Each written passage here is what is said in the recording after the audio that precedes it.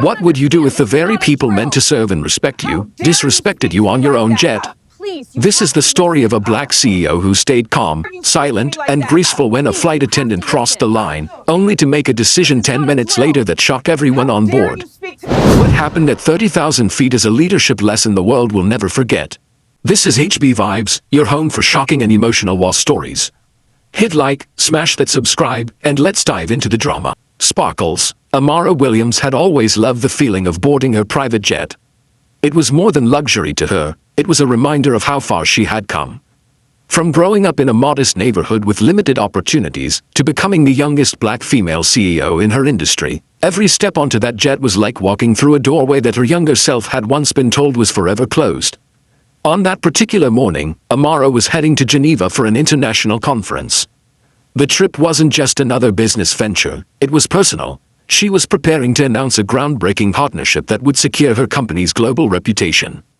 Her top executives sat in the plush leather seats of the cabin, sipping coffee and murmuring about presentations, numbers, and market forecasts. The atmosphere was calm until Clara, the flight attendant assigned to the trip, entered the cabin. Clara had served on flights for Amara's company before. She was professional, sharp, and efficient, or at least she used to be. But this morning, Clara carried with her a strange air, a tension that didn't go unnoticed by the executives. Amara, dressed elegantly in a cream suit, acknowledged Clara with a polite nod. But instead of the respectful smile she expected, Clara muttered under her breath and rolled her eyes as she passed by. It was subtle, yet sharp enough to cut through the quiet hum of conversation. The executives glanced at one another, but no one said a word. As the jet climbed smoothly above the clouds, Clara returned with a tray of drinks. When Amara politely requested sparkling water instead of still, Clara's demeanor shifted completely. She leaned closer, her expression hardening. What followed shocked everyone. In a sudden flash of unprofessionalism, Clara placed her hand against Amara's cheek, not forcefully enough to injure, but dismissively, arrogantly, as though to silence her request. The action was brief but undeniable. Gasps filled the cabin, a heavy silence dropped like a curtain. One of the executives coughed nervously, another looked away as if pretending not to see. No one moved. Amara sat still, her head slightly turned from the gesture, her eyes fixed firmly on Clara's face. She did not flinch, nor did she allow anger to cloud her expression. Instead, her calm gaze carried a weight that made Clara suddenly step back, realizing the magnitude of what she had just done. The jet continued to hum through the sky, but inside, the air was heavy with disbelief. Amara remained perfectly still for a few moments, letting the silence stretch into something almost unbearable. She did not raise her voice. She did not lash out. She simply folded her hands in her lap and stared out the window as though the clouds beyond held the answers to questions no one else in the cabin dared to ask. Her leadership team exchanged anxious glances. They were seasoned executives, highly paid and highly respected, but in that moment, they looked small, their confidence shrunk under the weight of what they had just witnessed. Each of them felt the same uneasy thought, what are we supposed to do now? Amara's mind wandered briefly, not to anger, but to memory. She thought of the countless times in her journey when she had been underestimated, dismissed, or spoken down to. She thought of the boardrooms where her voice was questioned until a man repeated the same idea and suddenly it was brilliant. She thought of the young girl she once was, told she was too ambitious to ever succeed. And now, even here, 30,000 feet above the ground in a jet that bore her name, someone had dared to cross the line. But what troubled her more than Clara's action was the silence. Her entire leadership team had seen it, and not a single one had spoken up. No one had said, "This is wrong." No one had defended her dignity. That silence was louder than Clara's audacity. Clara, now pale and trembling slightly, fidgeted with her tray. The realization of her mistake was sinking in, but the silence of the others gave her a fleeting illusion of power, that perhaps this moment would pass, perhaps Amara would simply let it go. The minutes stretched on, 5 minutes, 6, 7, the executives avoided Amara's eyes. Clara disappeared briefly into the galley, then returned, trying to mask her unease. At the 8th minute, Amara took a slow breath. She could feel the weight of leadership pressing against her shoulders. She understood that her next words would not only define this flight but would ripple through the legacy of her company. At exactly the 10th minute, Amara turned in her seat.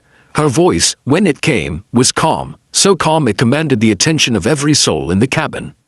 "I will not raise my voice," she began. I do not need to. Power is not in shouting. Power is in clarity. The executive shifted uneasily. Clara froze, her tray trembling in her hands. Amara's eyes swept across her leadership team. You all witnessed what happened here. And in that moment, not one of you spoke. Not one of you defended the dignity of this office or the integrity of the company you represent. Silence is not neutrality. Silence is complicity. Her words cut sharper than any reprimand could. Several executives lowered their heads. One began to stammer an apology, but Amara raised her hand slightly, silencing him with grace. I have carried this company from the ground up, she continued. I have faced storms that would have crushed others, but I cannot carry those who will not stand when it matters most. You were silent when respect was stolen from me in front of your eyes. For that, your time with this company ends today. Gasps filled the cabin. The executives exchanged panicked looks. Some tried to protest, but Amara's gaze silenced them. Her decision was final, her authority unshakable. Clara's face went pale. For the first time, she understood the true gravity of her action, not just the disrespect, but the chain reaction it had unleashed. Amara then turned her attention to Clara. Her voice softened but carried even more weight. Clara, your action was unacceptable. In any profession, respect is the foundation of service. Without it, there is no trust, no safety, no dignity. You no longer serve on this jet or in my company's service. Clara's lips trembled. She tried to speak, but no words came. She bowed her head, ashamed. The silence that followed was no longer heavy with fear, but with the clarity of Amara's decision. The jet continued its smooth journey across the Atlantic, but inside, everything had changed. The executives sat in stunned silence, realizing that their careers had ended not with a scandal in the press, not with financial losses, but with a simple failure of courage in a moment that mattered. Amara, meanwhile, sat tall in her seat, her face calm and resolute. She did not take pleasure in dismissing her team. It was not a decision of anger, but of principle. She knew leadership was not about comfort, it was about responsibility. She turned once more to Clara, who still lingered in the aisle. Amara spoke gently. Learn from this, she said. Every person you meet is deserving of dignity. Titles do not determine respect, humanity does. When you forget that, you lose more than a job. You lose the essence of service.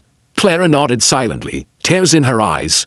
She retreated to the galley, leaving Amara and her former executives to absorb the moment.